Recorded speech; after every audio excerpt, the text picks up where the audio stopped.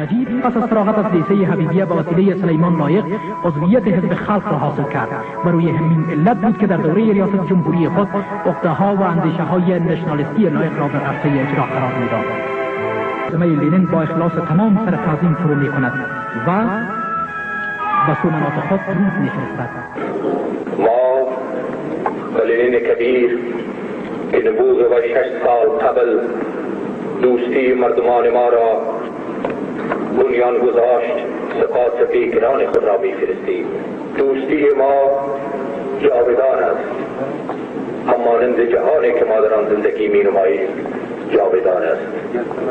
این دوستی مانند امواج خروشان دریا زندگی ساز است.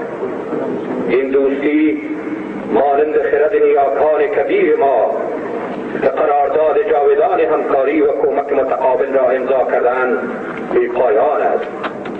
سالها و دهه‌ها خواهد گذشت و فرزندان و نواسه‌های ما درفش مقدس دوستی یابان شوروی را باز هم جلوتر و بلندتر و پیش خواهند برد.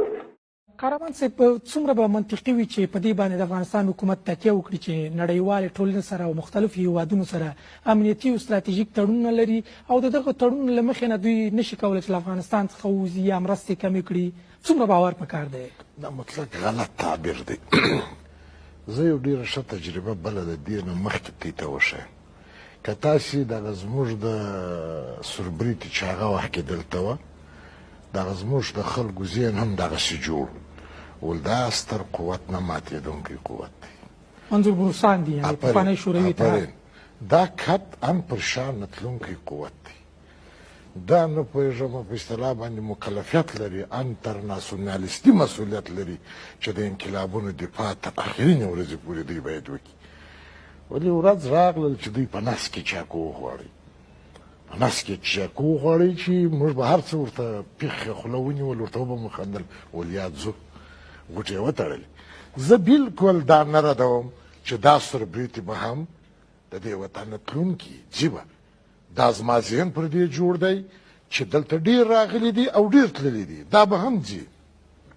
ولې موږ باید هغه ناکامه تجربه تکرار نه کړو. موږ باید مطلق ذهن پر دې جوړ نه کړو چې دا سوربریتي تر میلي اخر زمانه پورې زموږ سره د قراردادونو پر اساس باندې متعهد دي.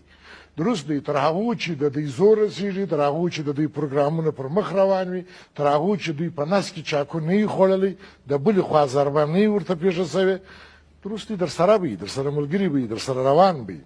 ولې موږ ته یو تدبیر پکار. زه خپل مسؤلینو ته مشوره ورکوم او زه دغه خطر اوس هم دوی ته وایم چې موږ هم یو وخت دا فکر کوئ چې دا سور شامار بریتونه نه کږېږي.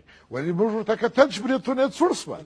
زه وایم دا سور شامار هم خلک به یې بریتونه نه څوړېږي. ولې راسئ چې تاریخ باندې باور پیدا کړو چې کېدای شي د دې سره شامار بریتونه هم څوړ شي. ولې موږ افغانان باید څه وکړو؟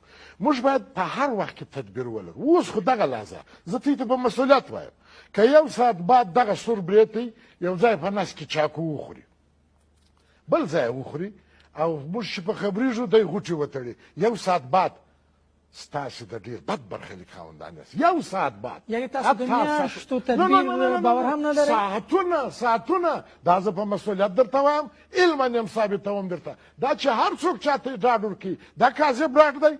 دا د دې وطن سره په اساسه مرحله کې د تاریخ یو جفا ده. دغه څوک هم چې دا لوبې مې پرون هم در نظر تېرې سوي دي، نن هم در نظر تېرې